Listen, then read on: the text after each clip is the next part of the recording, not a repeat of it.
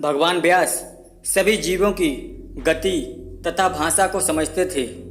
एक बार जब वे कहीं जा रहे थे तब रास्ते में उन्होंने एक कीड़े को बड़े वेग से भागते हुए देखा।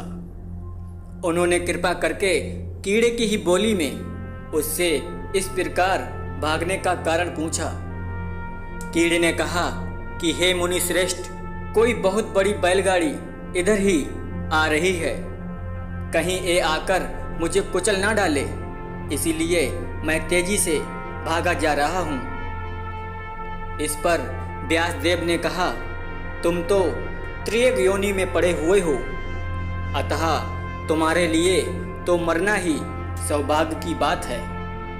मनुष्य यदि मृत्यु से डरे तो उचित है, पर तुम तो एक कीट हो, इस शरीर के छूटने का इतना भय क्यों करते हो? इस पर कीड़े ने कहा, महर्षि, मुझे मृत्यु से किसी भी प्रकार का भय नहीं है। मुझे भय तो इस बात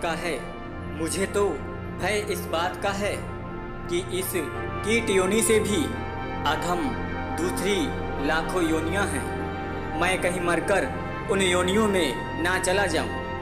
उनमें गर्भ आदि धारण करने के कलेश से मुझे डर लगता है। दूसरे किसी कारण से मैं भयभीत नहीं हूँ। तब व्यास मुनि ने कहा, कीट, तुम भय मत करो। मैं जब तक तुम्हें ब्राह्मण शरीर में ना पहुँचा दूंगा तब तक सभी योनियों से शीघ्र ही तुम्हें छुटकारा दिलाता रहूँगा। व्यास जी के यों कहने पर वह कीड़ा पुनः मार्ग में लौट आया और रथ के पहिए से दबकर उसने प्राण त्याग दिए। तत्पश्चात वह कौवे और सियार आदि योनियों में जब जब उत्पन्न हुआ तब तब व्यास जी ने जाकर उसके पुनर्जन्म का स्मरण उसे करा दिया। इस तरह वह क्रमशः शाही, गोधा, मृग पक्षी, चांडाल, शूद्र और वैश्य की योनियों में जन्म लेता हुआ उत्पन्न हुआ। उसमें भी भगवान व्यास ने उसे दर्शन दिया। वहाँ वह प्रजा पालन स्वरूप धर्म का आचरण करते हुए थोड़े ही दिनों में रणभूमि में शरीर त्याग कर ब्राह्मण योनि में उत्पन्न हुआ। जब वह 5 वर्ष का हुआ तब व्यासदेव ने जाकर उसके कान में सारस्वत मंत्र का उपदेश कर दिया।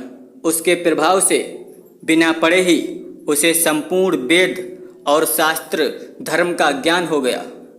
पुनः भगवान व्यासदेव ने उसे आज्ञा दी कि वह कार्तिकेय के क्षेत्र में जाकर नंदभद्र को आश्वासन दे। नंदभद्र को यह शंका थी कि पापी मनुष्य भी सुखी क्यों देखे जाते हैं। इसी कलेश से घबराकर वह बहुतक तीर्थ में तप कर रहे थे।